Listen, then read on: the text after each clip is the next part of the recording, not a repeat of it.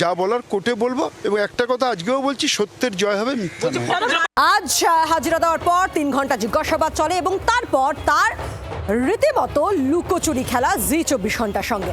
আবারও 22শে জুন তাকে ডেকেছে পুলিশ। তবে তার আগে আজ থানা থেকে বেরোনোর পর বারবার করে আমাদের প্রতিনিধি তাকে একাধিক প্রশ্ন করে এবং সেই প্রশ্নবাণে কার্যত গাড়ি নিয়ে শহরের বিভিন্ন প্রান্তে ছুটে বেড়ান প্রাক্তন ক্রীড়ামন্ত্রী অরূপ বিশ্বাস, এবং একটা সময় প্রায় বাধ্য হয়েই আমাদের হাত থেকে বাঁচার জন্য, বা বলতেই পারেন জি24 ঘন্টা আর প্রশ্ন থেকে বাঁচার জন্য তিনি ঢুকে পড়েন তার আইনজীবীর অফিসে, এবং এখনো তিনি সেখানেই আছেন। তার কিছু শৈশাবুদ রয়েছে, এমনটাও তিনি জানান যে তার জন্যই তাকে যেতে হয়েছে।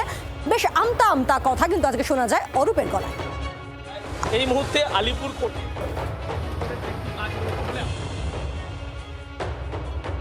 আমরা কথা বলবো, আমাদের সঙ্গে সরাসরি রয়েছেন আমাদের প্রতিনিধি নান্টু হাজরা রয়েছে আমাদের সঙ্গে।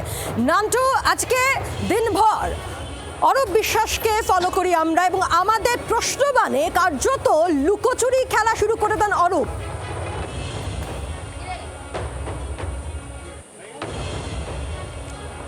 দেখো, একেবারে তোমাকে জানিয়ে রাখি, সকালবেলায় ঠিক 9:58 তিনি বিধাননগর দক্ষিণ থানায় তিনি পৌঁছন। তার কারণ বিধাননগর দক্ষিণ থানা থেকে তাকে কিন্তু নোটিশ করা হয়েছিল তাকে জিজ্ঞাসাবাদ করার জন্য মেসিকাণ্ডে, এবং শতদ্র দত্ত তার যে অভিযোগ, সেই অভিযোগের ভিত্তিতে তাকে ডেকে পাঠানো হয়। কিন্তু প্রায় 3 বার তার যে হাজিরা দেওয়ার কথা ছিল তিনি এড়িয়ে গিয়েছেন। পরবর্তীতে আজকে তিনি গিয়ে পৌঁছন একেবারে বিধাননগর দক্ষিণ থানায়। 3 ঘন্টারও বেশি সময় তাকে জিজ্ঞাসাবাদ করা হয়, এবং তারপরে তিনি যখন বেরোন, সেই বেরোনোর পরে কলকাতার বিভিন্ন জায়গায় তিনি প্রায় 1 ঘন্টারও বেশি সময় ধরে তিনি কিন্তু ঘুরে বেড়ান, এবং তারপরে এই মুহূর্তে তিনি আলিপুর কোর্ট, সেই কোর্ট চত্বরে তিনি তার সেই আইনজীবীর যে রুম রয়েছে সেই রুমে এসে তিনি ঢুকেছেন, এবং এখানে বেশ খানিকটা সময় কিন্তু অতিক্রান্ত হয়েছে, এবং এখনো পর্যন্ত তিনি এখানেই রয়েছেন। এবং এই যে তিনি যখন ঘুরে বেড়াচ্ছিলেন তখন বিভিন্ন জায়গায় তিনি দাঁড়িয়েছেন এবং দাঁড়িয়ে সংবাদ মাধ্যমের সাথে কথা বলেছেন। কিন্তু সে কী কথা, তার কারণ তিনি যখনই নেমেছেন, আমরা যখনই শতদ্র দত্ত তার যে অভিযোগ, সেই অভিযোগের পরিপ্রেক্ষিতে তাকে প্রশ্ন করি, কিন্তু তিনি একটা কথাই বলেন, সেটা হলো যে এটা আইনের বিষয়, যা বলবো আদালতে বলবো, এমনটাই তিনি তার আইনজীবীর অফিসেই রয়েছেন। নান্টু, আমাদের সঙ্গে থাকো।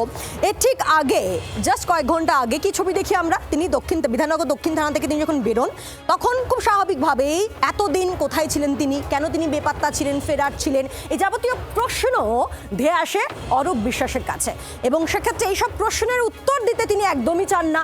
সত্যি প্রশ্ন শুনেই রীতিমতো ঝাল লাগে তার, সেই অভিষেকের মতো। আর তাই চোরকি পাক খান তিনি বারবার করে শহরের বিভিন্ন প্রান্তে তার গাড়ি নিয়ে, তাই বারবারই তাকে থমকে যেতে হয়, এবং সেই সময় তিনি ঠিক কি বলেন একবার শুনুন।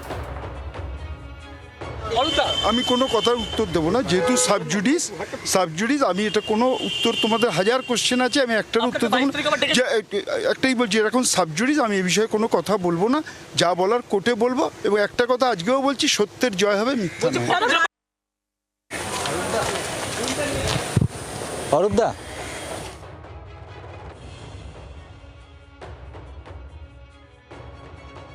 আমি শুনলাম নাকি উনি ঘুরে ঘুরে বেড়াচ্ছেন, উনাকে কেন উনি ভয় পাচ্ছেন, কেন উনি বাড়ি যাচ্ছেন না কেন?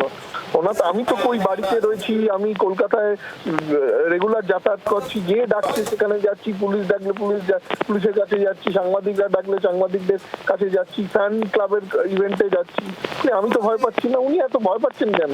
যাই হোক, উনি বলেছেন উনি নাকি কোর্টেই সবকিছু প্রশ্ন উত্তর দেবেন, ভালো তো। তা আমি তো কোর্টেই ওনাকে নিয়ে গেছি এবং আরো নিয়ে যাব, এখন হাইকোর্টে গেছি, এরপরে সুপ্রিম কোর্টে যাবো, ওনাকে কোর্টেই দেখা হবে, আমি তো আমার কোনো জিনিস ছাড়বো না। বাংলার আওয়াজ, বাঙালির আবেগ, জি24 ঘন্টা।